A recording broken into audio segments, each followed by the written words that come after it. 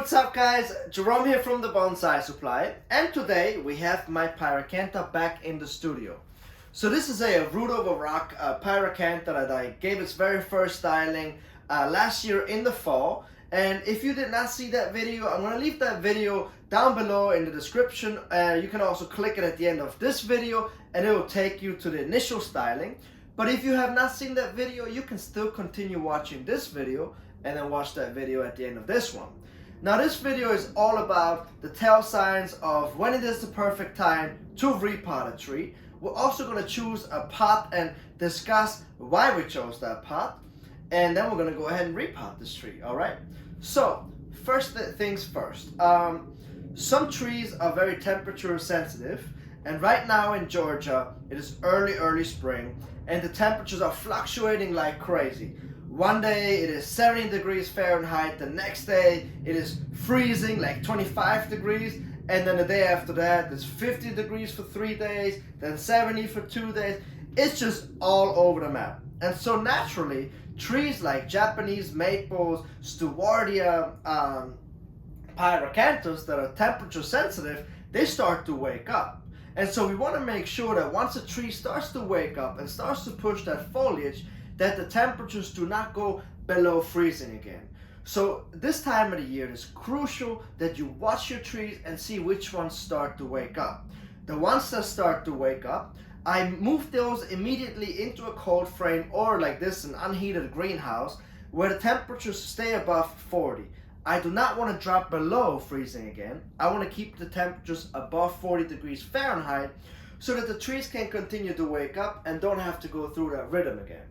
So now on this particular tree, you can see that the bottom branches, the leaves have almost fully opened, but up here on top, they're just starting to push through. So this is the perfect time for me to go in here and repot this tree. Alright, so now that we have talked about when it is the perfect time to repot a temperate tree, we're waiting for the buds just to push, and then we go ahead and safely repot the tree. Now we also have to talk about the pot that we choose for a tree like this, because this is still in a pre-bonsai container. We want to move it into a bonsai container and start its journey of becoming a bonsai. So the pot that I chose is this pot right here. This is a gorgeous Japanese container. It is a fairly old container. I would say it is about 20 to 30 years old. It has beautiful patina, as you can see here. The patina is the glaze that's starting to kind of wither over time. That's what you would describe as the patina of a pot. So it's aging basically, and this pot looks really aged already. Now I chose this pot for this tree for several reasons. Pyracanthas, they have beautiful white flowers in the spring, so I definitely want to repot this tree before it starts to put on the flower show. So it has beautiful white flowers, so I matched the flowers of the tree with the container. But then in the fall, so late summer to early mid-fall, they start to fruit.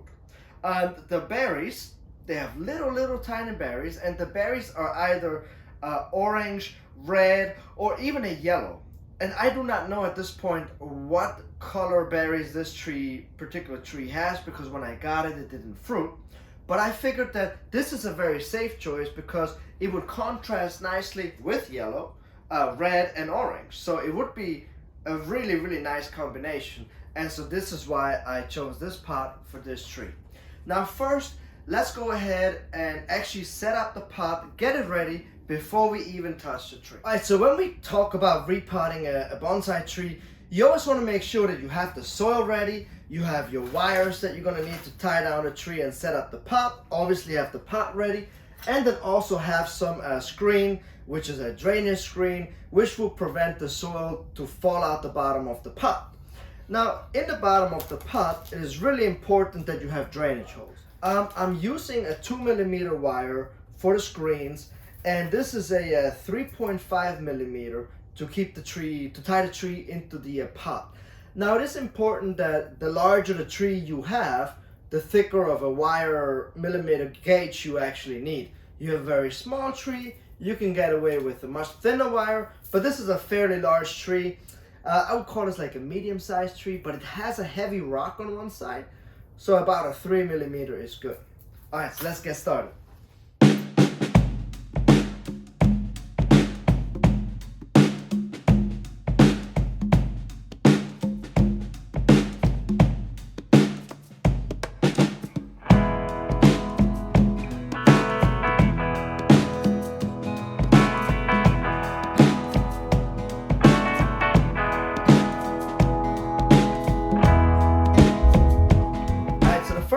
like to do here is just to massage the pot a little. Well, it's not really massage, but kind of loosen up the pot a little bit and the soil so that the tree comes out of the pot much easier. You want to be careful when you take the tree out of the pot. So let's see here.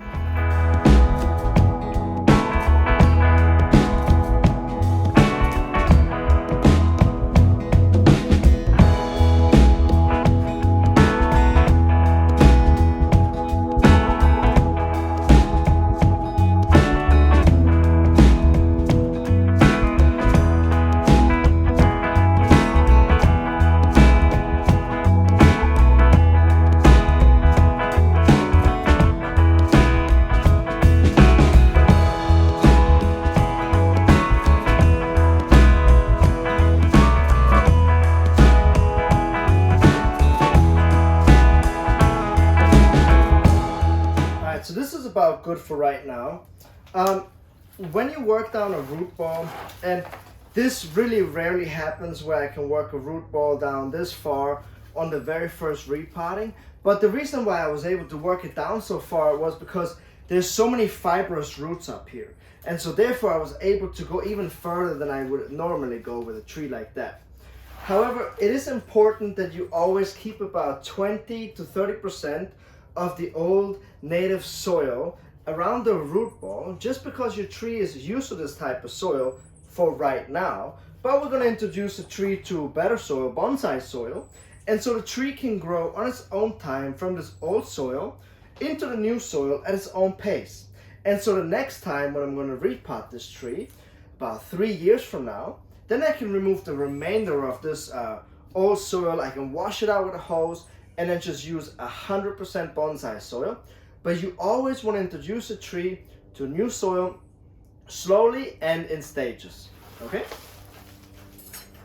And by the way, the tool that I use is a kama, or a root hook, basically.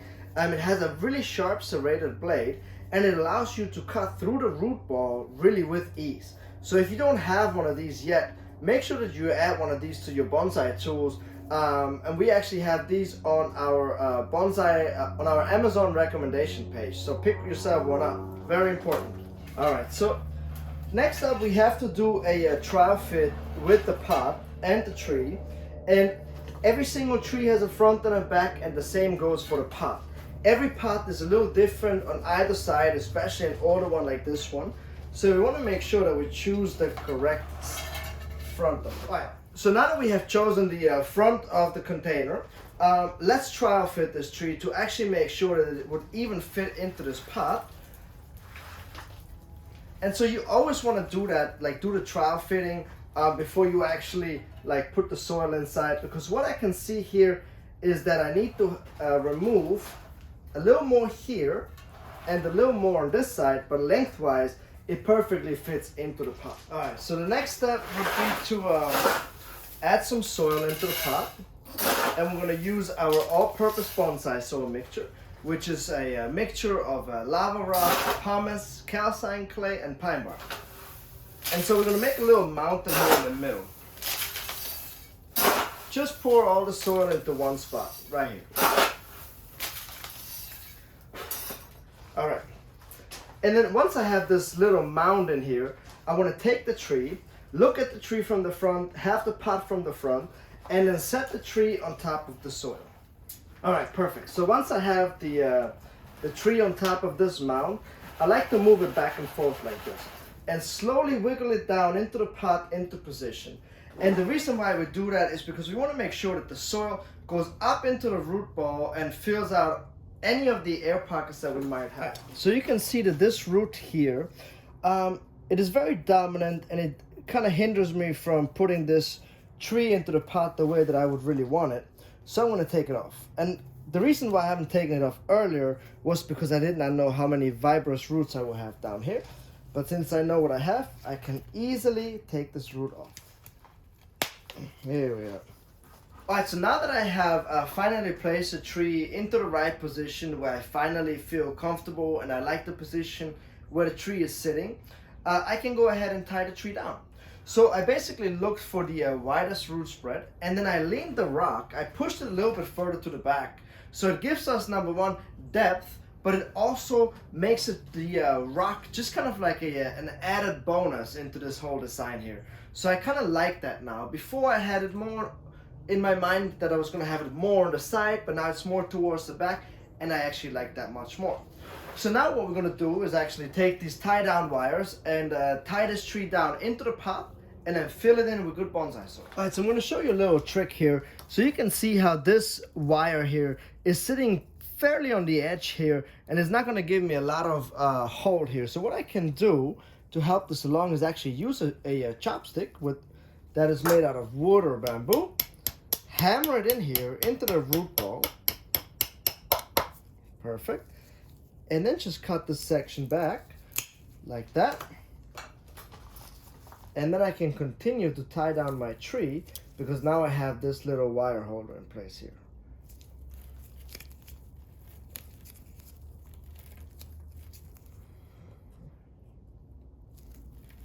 And now with this in place, I do not have to worry that this wire will slip off, and the tree is perfectly on the way.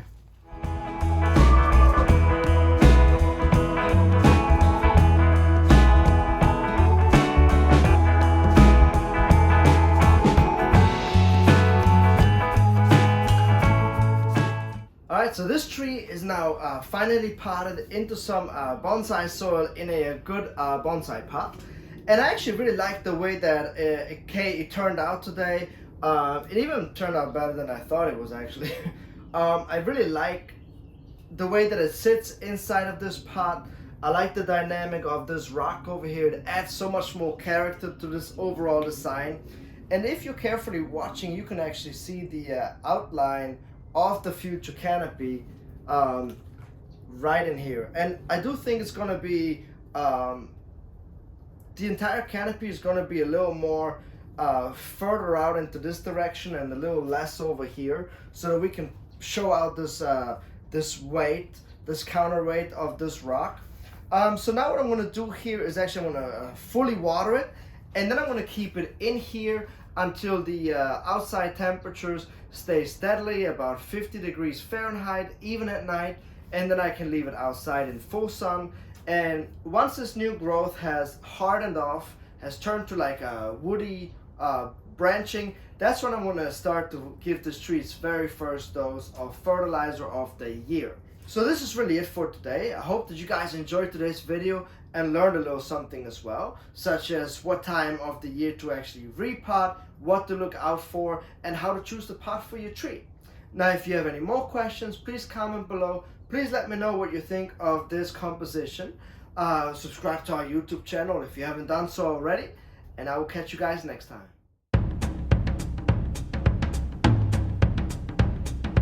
All